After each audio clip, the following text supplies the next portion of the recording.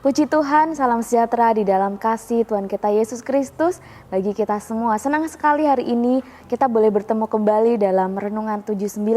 Mari Bapak Ibu Saudara terus alami pembaharuan di dalam Tuhan setiap hari. Dengan menggunakan 365 hari yang mengubahkan firman Tuhan itu, mengubahkan setiap kehidupan kita. Renungan kita hari ini ada di dalam Kisah Para Rasul pasal yang ke-27. Kita akan melihat satu kisah yang dicatat dalam Kisah Para Rasul pasal yang ke-7. Kita akan membaca dari ayat yang pertama sampai ayat yang ketiga. Demikian firman Tuhan. Setelah diputuskan bahwa kami akan berlayar ke Italia, maka Paulus dan beberapa orang tahanan lain diserahkan kepada seorang perwira yang bernama Julius dari pasukan Kaisar. Kami naik ke sebuah kapal dari Adramitium yang akan berangkat ke pelabuhan-pelabuhan di sepanjang pantai Asia. Lalu kami bertolak. Aristarkus, seorang Makedonia dari Tesalonika, menyertai kami. Pada keesokan harinya, kami singgah di Sidon.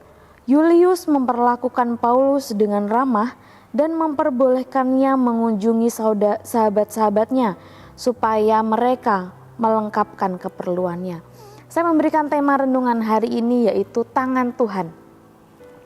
Bapak Ibu Saudara, mari kita observasi peristiwa apakah yang tercatat di dalam Kisah Para Rasul pasal yang ke-27 ini, ayat yang pertama sampai ayat yang ke-13.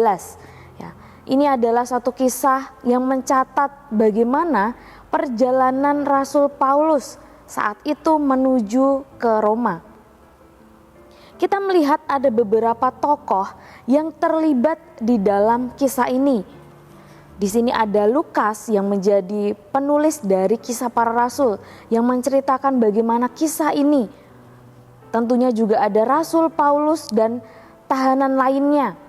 Dan ada seorang perwira yang bernama Julius dari pasukan Kaisar. Kemudian kalau kita perhatikan ada Aristarkus, seorang Makedonia dari Tesalonika yang ikut menyertai perjalanan Rasul Paulus, dan juga tentunya ada jurumudi atau nahkoda kapal. Mari kita akan membahas, mari kita akan memperhatikan kisah yang tercatat di dalam pasal ke-27 ini, ayat yang pertama sampai ayat yang ke-13.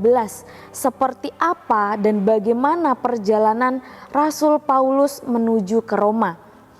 Ya Bapak Ibu Saudara, pada saat itu Rasul Paulus dibawa oleh seorang perwira yang bernama Julius bersama dengan tahanan lainnya. Kita boleh perhatikan itu di ayat yang pertama dari Kisah Para Rasul pasal yang ke-27 ini.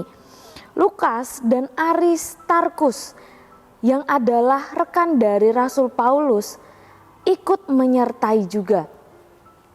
Dalam perjalanan menuju Roma, ternyata mereka mengalami kendala, mengalami suatu kesulitan, keadaan yang tidak mudah dalam perjalanan mereka.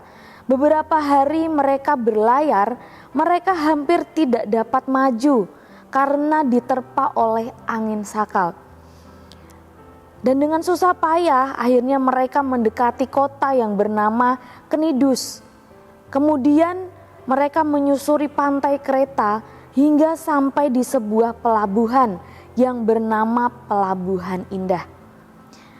Melihat kondisi yang demikian, keadaan yang sulit, kapal mereka yang diterpa oleh angin sakal, mereka begitu susah payah untuk mereka bisa melanjutkan perjalanan mereka. Paulus memperingatkan kepada perwira Julius dan nahkoda kapal bahwa perjalanan mereka itu akan mendatangkan kesukaran demi kesukaran, dan juga ada kerugian-kerugian yang akan mereka terima, bahkan dapat mengancam nyawa mereka masing-masing. Kalau mereka melanjutkan perjalanan, itu yang akan mereka dapatkan. Ada kesukaran-kesukaran, ada kerugian-kerugian yang besar, bahkan tidak menutup kemungkinan bahwa nyawa mereka juga akan terancam. Tetapi kalau kita melihat, perhatikan kisah ini. Di ayat yang ke-11, di sana dikatakan bahwa perwira itu lebih mempercayai kepada nahkoda kapal. Perwira Julius lebih percaya kepada nahkoda kapal daripada apa yang dikatakan oleh Rasul Paulus pada saat itu. Sehingga mereka akhirnya tetap melanjutkan perjalanan mereka menuju kota Fenix. Kita perhatikan satu bagian ayat kebenaran firman Tuhan ini ketika Paulus menyampaikan bahwa kalau mereka melanjutkan perjalanan, mereka akan mengalami kesukaran-kesukaran. Dan perwira itu tidak mempercayai perkataan Paulus. Dia lebih percaya kepada nahkoda kapal, kemudian tetap melanjutkan perjalanan sampai ke kota Fenix. Bapak Ibu Saudara, dari kisah yang tercatat di dalam pasal ke-27 ini, ayat yang pertama sampai ayat yang ke-13 tentang perjalanan Rasul Paulus menuju ke Roma. Ada satu hal yang dapat kita perhatikan dan menjadi pelajaran atau interpretasi bagi kita, yaitu ada orang-orang yang Tuhan pakai untuk menjadi tangan Tuhan bagi Rasul Paulus. Di keadaan yang tidak mudah saat itu perjalanan menuju ke Roma, kita boleh perhatikan bahwa ada angin sakal, ada kesukaran-kesukaran yang mereka harus alami dalam perjalanan mereka. Tetapi ada orang-orang yang Tuhan pakai untuk menjadi tangan Tuhan bagi Rasul Paulus. Yang pertama ada Lukas. Lukas adalah kawan sekerja Rasul Paulus dalam pekabaran Injil. Dalam kisah ini memang nama Lukas tidak disebutkan, tetapi yang menceritakan kembali, yang mencatat kisah ini adalah Lukas. Saat itu di ayat yang pertama, di sana dikatakan setelah diputuskan bahwa kami akan berlayar ke Italia. Di situ yang mengatakan demikian adalah Lukas. Lukas adalah kawan sekerja Rasul Paulus dalam pekabaran Injil. Dia adalah teman yang setia. Dia adalah pribadi yang setia menemani Rasul Paulus dalam segala keadaan. Kalau kita boleh melihat kisah-kisah Rasul Paulus sebelumnya, di sana ada Lukas yang setia menemani. Bahkan dalam surat Rasul Paulus kepada Timotius, di sana dikatakan bahwa hanya Lukas yang setia menemani Paulus. Lukas, dia adalah orang yang Tuhan pakai untuk menjadi tangan Tuhan bagi Rasul Paulus, setia menemani dalam segala keadaan. Yang kedua ada Aristarkus. Aristarkus, dia juga adalah rekan sekerja dan seperjalanan Rasul Paulus. Selain Lukas ada Aristarkus. Bahkan ada catatan bahwa Aristarkus ini menjadi teman sepenjara Rasul Paulus. Sama halnya dengan Lukas yang setia menemani Rasul Paulus. Aristarkus juga demikian. Tuhan pakai dia untuk menjadi tangan bagi Rasul Paulus. Menjadi tangan Tuhan untuk menolong, untuk menemani. Bahkan dia menjadi teman sepenjara Rasul Paulus.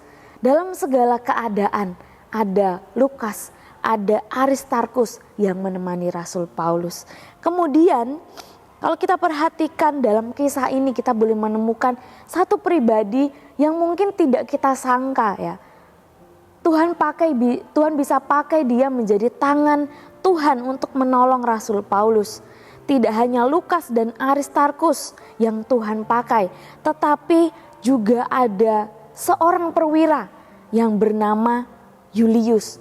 Perwira dari pasukan Kaisar yang membawa Paulus dan tahanan yang lain untuk pergi ke Roma. Di ayat yang ketiga kita perhatikan, pada keesokan harinya kami singgah ke Sidon. Julius memperlakukan Paulus dengan ramah dan memperbolehkan untuk mengunjungi sahabat-sahabatnya supaya mereka memperlengkapkan keperluannya.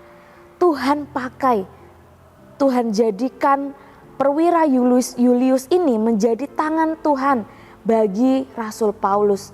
Dia memperlakukan Rasul Paulus dengan ramah, bahkan memperbolehkan Rasul Paulus untuk mengunjungi sahabat-sahabatnya.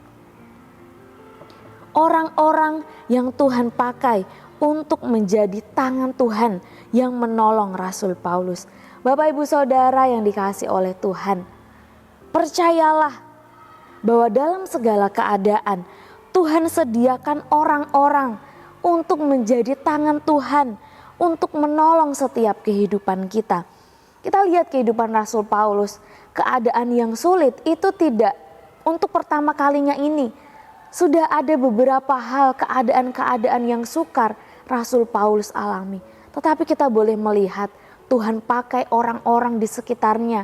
Ada orang-orang yang Tuhan pakai, Tuhan sediakan untuk menolong Rasul Paulus, untuk menemani Rasul Paulus. Dan kita percaya bahwa Tuhan juga sediakan orang-orang untuk menjadi tangan Tuhan bagi setiap kehidupan kita. Dalam segala keadaan, Tuhan sediakan orang-orang untuk menolong setiap kehidupan kita, untuk menemani kita, untuk menguatkan kita, untuk mendoakan kita. Tuhan pakai orang-orang untuk menjadi tangan Tuhan bagi setiap kehidupan kita. Oleh sebab itu Bapak Ibu Saudara, yang harus kita lakukan adalah jangan menyerah. Kalau kita percaya bahwa Tuhan sediakan orang-orang untuk menjadi tangan Tuhan, menolong setiap kehidupan kita, yang harus kita lakukan adalah jangan menyerah dalam keadaan yang sulit. Tuhan pasti sediakan pertolongan, Tuhan punya banyak sekali cara, Tuhan punya banyak orang-orang untuk menolong kita. Jangan menyerah dan taatlah ketika Tuhan panggil kita untuk menjadi tangan Tuhan bagi orang lain. Ya Bapak Ibu Saudara, tidak hanya Tuhan sediakan orang-orang untuk menjadi tangan Tuhan bagi setiap kehidupan kita, tetapi Tuhan juga mau pakai setiap kehidupan kita, dipakai menjadi tangan Tuhan bagi setiap orang-orang di sekitar kita, menemani mereka, menguatkan mereka, mendoakan mereka, menolong mereka. Taatlah dan serahkan diri kita untuk Tuhan pakai menjadi tangan Tuhan. Puji nama Tuhan, Bapak Ibu Saudara yang dikasihi Tuhan. Hari ini kita belajar suatu hal yang luar biasa dari kebenaran firman Tuhan yang kita boleh dengarkan hari ini. Kiranya Roh Kudus yang menolong, menguatkan setiap kehidupan kita menjadi pribadi-pribadi yang tidak menyerah dalam segala keadaan dan tetap percaya bahwa Tuhan menyediakan orang-orang untuk menolong setiap kehidupan kita. Puji Tuhan, Bapak Ibu Saudara. Terima kasih telah mengikuti Renungan 79. Kiranya firman Tuhan yang kita dengar hari ini membekali, memberkati setiap kehidupan kita.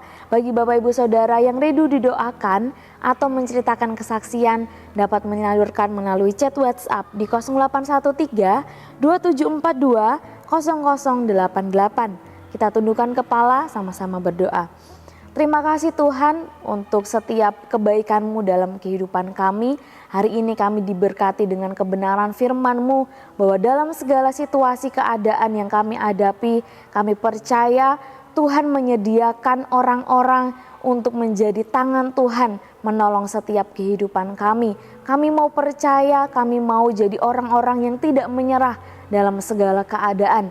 Dan kami mau juga menyerahkan hidup kami taat kepada panggilan Tuhan ketika Tuhan memerintahkan kami, memanggil kami untuk menjadi tangan Tuhan bagi orang lain.